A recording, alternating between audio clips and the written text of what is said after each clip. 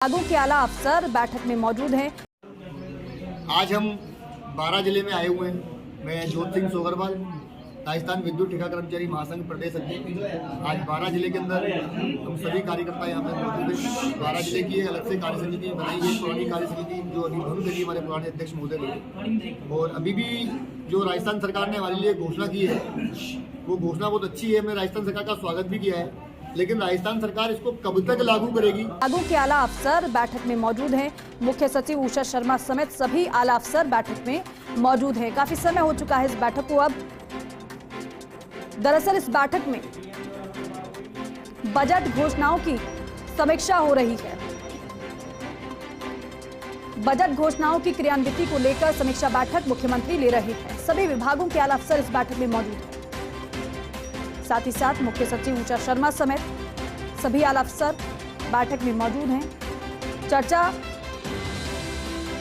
Budget घोषणाओं की क्रियान्विति को लेकर।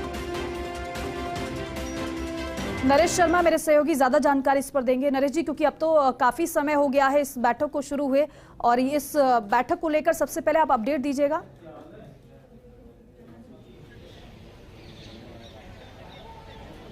देखिए, 2 घंटे का वक्त हो गया है जब मुख्यमंत्री अशोक गहलोत ये बैठक ले रहे हैं, और ये बैठक अंतिम चरणों में है। कुछ ही देर में बैठक खत्म होगी और उसके बाद खुद मुख्यमंत्री अशोक गहलोत जानकारी देंगे।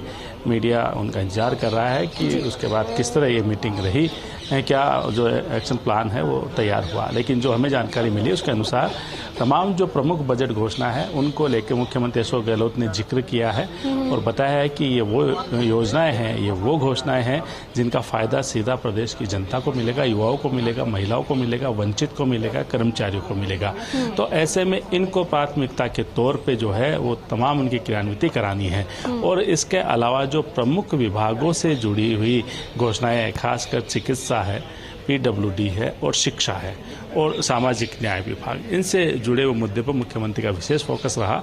क्योंकि सड़कों का मामला है, शिक्षा का मामला है जिसमें भर्ती भी होनी है, स्कूलें खोलने हैं, कॉलेजें खोलने हैं, और साथ में पेंशन जो सामाजिक सुरक्षा के दृष्टिगत मुख्यमंत्री अशोक गहलोत ने घोषणा की है, पेंशन को किस तरह से उसको बढ़ाया जाए, कैसे पहुंचाई जाए, तो इनको लेकर मुख्यमंत्री का विशेष फोकस रहा है। उन्होंने पहले विभागवार जो चर्चा की और जो प्रमुख विभाग थे, जैसे मैंने कहा चिकित्सा विभाग में फोकस रहा कि जो अब चिरंजीवी योजना में 25 लाख रुपए तक की सीमा बढ़ाई है और जनता को इसका लाभ मिलना चाहिए। और खासकर जो सरकारी अस्पताल है या निजी अस्पताल जहां विभिन्न शिकायतें होती हैं, उन शिकायतों का निस्तारण कैसे हो और कैसे जनता को पूरा लाभ मिले, क्योंकि जो फीडबैक आया उस फीडबैक के आधार पर किस तरह से आगे कार्रवाई की जाए। शिक्षा विभाग को लेकर फोकस इसलिए रहा क्योंकि देखिए, इंग्लिश माध्यम स्कूल खोलने की मुख्यमंत्री ने घोषणा की है, नई भर्ती करने की घोषणा की है, तो और साथ में जो सरकारी कॉलेज खोलने की घोषणा की है, तो उनको लेकर भी किस तरह से जल्द है तमाम जो स्वीकृति है वो जारी की जाए। इसके लिए मुख्यमंत्री ने अधिकारियों को निर्देश दिए हैं। एक जो मुख्यमंत्री ने बड़ी घोषणा की थी बजट में, सड़कों के निर्माण की, सड़कों की मरम्मत की, नई सड़क बनाने की, हर विधानसभा वाइज एक बजट मुख्यमंत्री ने दिया है। तो तमाम विधायकों की भी यही मांग थी मुख्यमंत्री से। जब बजट पेश हुआ उसके बाद जो विधायक मुख्यमंत्री से मिले उनका यही कहना था कि सड़कों का काम जल्द से जल्द शुरू कराया जाए ताकि आचार संहिता लगने से पहले तमाम काम पूरे हो जाए, क्योंकि ये सीधा जनता से जुड़ा मुद्दा। और छोटी छोटी सड़कें होती, खासकर गाँवों की बात करें या लिंक रोड की बात करें, तो इस बात को लेकर फोकस रहा कि ये काम है वो त्वरित गति से हो। इसके अलावा जो युवाओं के लिए घोषणा हुई है, खासकर नौकरी को लेकर जो घोषणा हुई है, उनको लेकर मुख्यमंत्री ने कहा कि समयबद्ध तरीके से जो है वो भर्ती की जाए और इसको पुख्ता प्रबंध किया जाए ताकि जो भी बजट घोषणा में भर्तियां निकाली गई है उनकी जो कार्रवाई है वो तुरंत शुरू हो जाए, इसमें किसी तरह की लेट लतीफ़ी न हो और प्रक्रिया इस तरह से अपनाई जाए ताकि कानूनी कोई अड़चन नहीं आए, कोई कोर्ट में भर्तियां ना रुके। ये तमाम चीज़ें देखने के लिए कहा है। एक मुख्यमंत्री ने कहा है कि कुछ जो घोषणाएं हैं वो विभिन्न विभागों से आपस में जुड़ी हुई है। 3-4 विभाग है वो आपस में उसमें जुड़े हुए रहते हैं, तो ऐसे में विभाग भी आपस में समन्वय रखे। खासकर जो SCS सेक्रेटरी लेवल के जो अधिकारी है, जो उस विभाग के मुखिया होते हैं, उनको ये कहा है कि आपस में समन्वय करके इस बारे में जो भी कई अड़चने आए हैं उन अड़चनों को तुरंत दूर किया जाए। इसके साथ ही मुख्यमंत्री जो पुरानी घोषणाएं हैं, जो कुछ बाकी रही है, जो पाइपलाइन में है, जिन पर काम हो रहा है, उनके लिए भी कहा है कि उनको भी चरणबद्ध तरीके से से और तय समय सीमा में उनको पूरा किया जाए। अब तमाम जो विभाग के अधिकारी है उन्होंने अपनी बात रखी है और जिस तरह से चीफ सेक्रेटरी ने सबसे पहले अपनी बात कही और बताया कि किस तरह से उनकी तरफ से दिशा निर्देश पहले ही जारी कर दिए गए हैं कि जो भी बजट घोषणाएं उनके विभाग वाइज है वो पूरी सूची बनाते हुए उनकी क्रियान्विति को लेके तमाम जो विभाग है अधिकारी है वो आगे उस कार्रवाई को आगे बढ़ाए। और इसके अलावा हर जो घोषणाएं हैं उनकी टाइमलाइन है वो भी तय करने के लिए कहा गया है, क्योंकि कई घोषणाएं जैसे मैंने कहा कुछ घोषणाएं कम समय में जो है वो पूरी होनी है, कुछ की सिर्फ आदेश जारी करने हैं, गाइडलाइन जारी करनी है, कुछ घोषणाएं ऐसी होगी जिनमें अधिक समय लगेगा, 1 साल से या 2 साल से ज़्यादा, क्योंकि वो इंफ्रास्ट्रक्चर से जुड़ी हुई समस्या उनकी घोषणाएं हैं और ऐसी कई समस्याएं भी उनमें आती है, क्योंकि कई बार जो है वो ठेकेदार काम करना बंद कर देता है, कई बार जो महंगाई के कारण से रेट बढ़ जाती है, लेकिन टेंडर की प्रक्रिया में कोई देरी ना हो, ये तमाम चीज़ें जो वित्तीय स्वीकृति से जुड़ी हुई हो वो तमाम चीज़ें जल्द से जल्द पूरी की जाए, इसके लिए मुख्यमंत्री की तरफ से दिशा निर्देश तमाम अधिकारियों को दिए गए हैं। बिल्कुल नरेश जी, विस्तार से आपने बताया है कि और यही सवाल मैं आपसे पूछने भी वाली थी कि किस किस सेक्टर पर और किन किन बातों पर सबसे ज़्यादा फोकस किया गया है, लेकिन साथ ही साथ आपसे ये भी अपडेट चाहेंगे कि अब क्योंकि काफ़ी समय हो गया, 2 घंटे से ज़्यादा का समय हो गया इस बैठक को, क्या कुछ अंदाज़ा लगा पा रहे हैं कि कब तक ये बैठक अभी और चल सकती है और उसके बाद मुख्यमंत्री सामने आए और बताएं कि ये बातें हुई हैं, इन बातों को लेकर समीक्षा की गई है?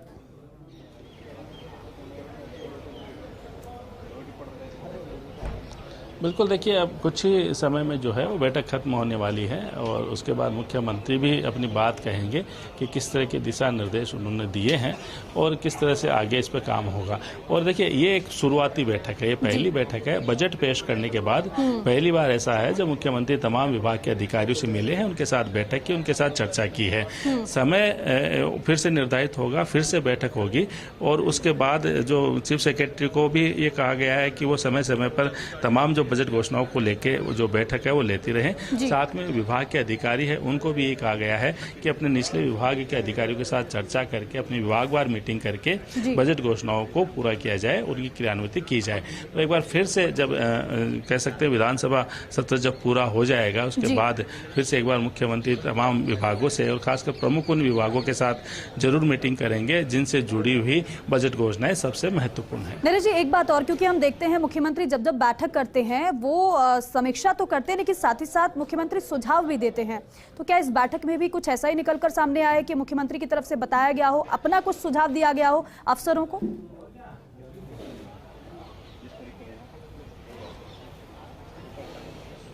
देखिए, जैसे मैंने कहा कि एक प्रमुख सुझाव यही था कि जो कुछ घोषणाएं ऐसी है जिनमें 2 या 3 विभाग आपस में जुड़े हुए होते हैं और अमूमन हमने देखा है, इतिहास ये कहता है कि ऐसी जो घोषणाएं उनको पूरा करने में सबसे ज़्यादा समस्या आती है, क्योंकि एक विभाग दूसरे पे टालता रहता है कि हम उनसे स्वीकृति नहीं मिली, उनसे फाइल आगे नहीं बढ़ी, उनकी यहाँ से दिक्कत हुई। तो उसको लेके मुख्यमंत्री जरूर कहा है कि विभाग जो है वो आपस में समन्वय रखे, वो उनमें कोऑर्डिनेशन की जरूरत है, खासकर महत्वपूर्ण घोषणाओं से जुड़ी हुई। और इतना ही नहीं, उनको लगातार मॉनिटरिंग करने की भी जरूरत है। जैसे चिरंजीवी योजना है, चिरंजीवी योजना को उन्होंने उदाहरण दिया है कि इसकी मॉनिटरिंग करने की सबसे ज़्यादा ज़रूरत है, क्योंकि जनता से जुड़ा मुद्दा है। लोगों को फ्री इलाज मिले, फ्री दवा मिले, फ्री जांच की सुविधा मिले और इसके लिए किस तरह से इसको मॉनिटर किया जा सकता है, क्योंकि विभिन्न इलाकों में जब खुद मुख्यमंत्री गए तो उनको भी फीडबैक मिला है, जनप्रतिनिधि के माध्यम से भी फीडबैक मिला है। और आपको ध्यान होगा जब योजना लागू की गई थी उसके बाद मुख्यमंत्री एक बार एसएमएस अस्पताल गए थे जहाँ पे मरीजों के परिजनों ने भी अपनी समस्याएं रखी थी। हालांकि उनमें काफ़ी सुधार हुआ है, लेकिन अभी भी कई बड़े अस्पताल ऐसे हैं जहाँ पे कुछ परेशानियां हैं। तो इनको कैसे दूर किया जाए, तो ऐसे में कहा गया है कि ये एक उदाहरण देके कि ऐसे और विभाग की जो घोषणाएं हैं, उनकी योजनाएं हैं, उनमें भी ऐसा हो सकता है। तो तमाम जो अधिकारी है, प्रमुख अधिकारी है, उनकी ड्यूटी बनती है कि वो इनकी लगातार मॉनिटरिंग करते रहें, लगातार अपडेट होते रहें। और साथ में ये भी कहा गया है कि विभाग जो है वो अपनी योजनाओं का प्रचार प्रसार जरूर करे, घोषणाओं का प्रचार प्रसार जरूर करे, ताकि जनता को उनकी जानकारी मिले और जनता उनका लाभ उठा सके। बिल्कुल, और ये बहुत ज्यादा महत्वपूर्ण है क्योंकि मुख्यमंत्री लगातार यही कहते हुए लोगों से आते हैं कि मेरी आपसे अपील है कि आप स्कीम्स के बारे में लोगों को जरूर बताइए जिससे वो भी इसका फायदा ले पाए। आपका शुक्रिया अपडेट के लिए, जानकारी